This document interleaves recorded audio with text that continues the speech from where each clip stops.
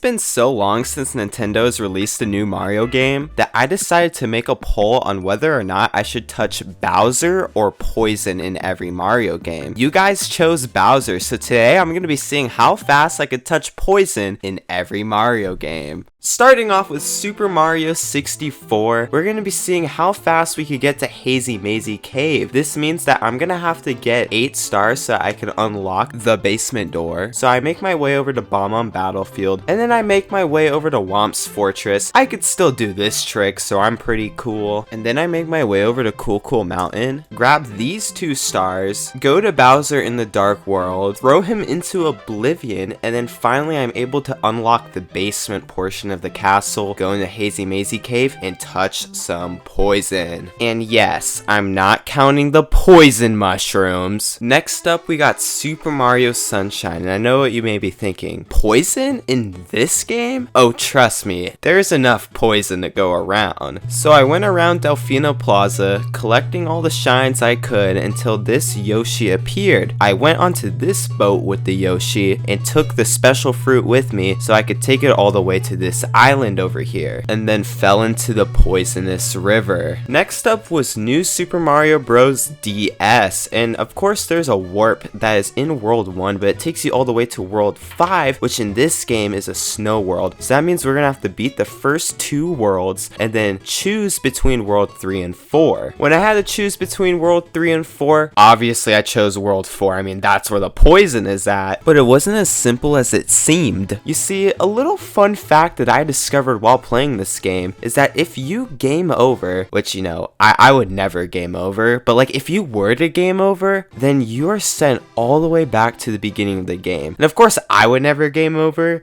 because, you know, if you were hypothetically going to game over, then you would have to start all over again, and it'd be a real shame.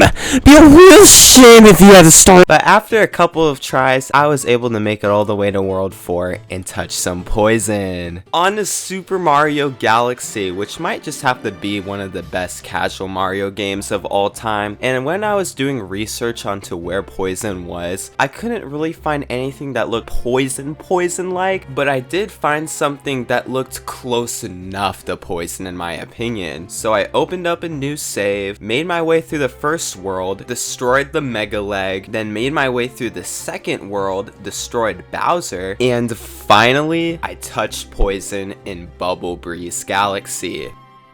Next up, we got New Super Mario Bros. Wii, and thankfully, game overing in this game doesn't send you all the way back to the beginning of the game. Anyways, when it comes to touching poison, all we have to do is beat the first levels, take the secret exit to World 5 from 1-3, beat 5-1, and then we are actually able to choose which level we want to touch poison in. At least that's what I thought until this piranha plant screwed me over. Because of this, I ended up touching poison in the Goofy Wiggler level, even if it would have been a little bit faster to touch poison in the other level. Next up, we got Super Mario Galaxy 2. 3 hours later. On to Super Mario 3D Land, which after playing this game for these videos, it might honestly be one of the most underrated Mario games of all time. Opinions aside though, I sped my way through 1-1 and 1-2, and after beating 1-2, I realized I didn't take the secret exit. So I beat 1-2 again. That way, I could go to World 2, and after a little bit of gaming, I was finally able to touch poison later on in World 2.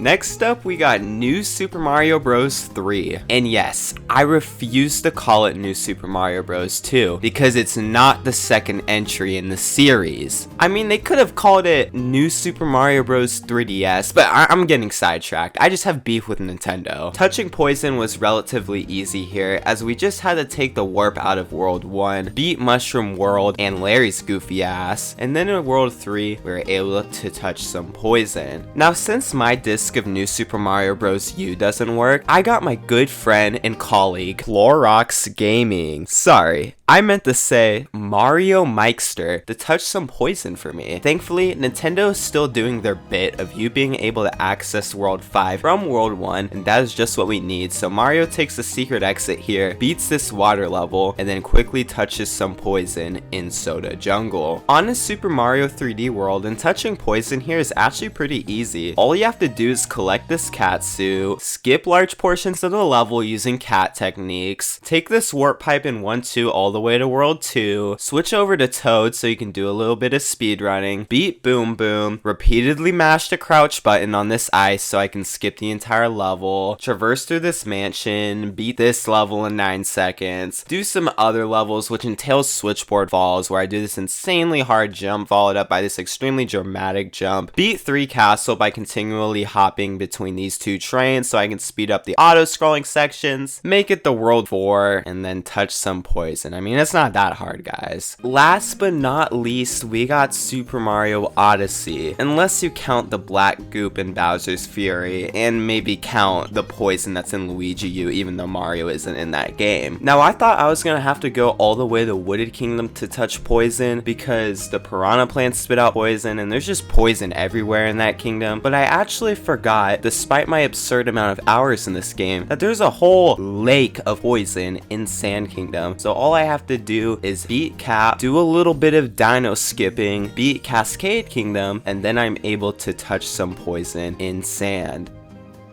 I hope you guys enjoyed the video, and I will be touching Bowser soon. Bye!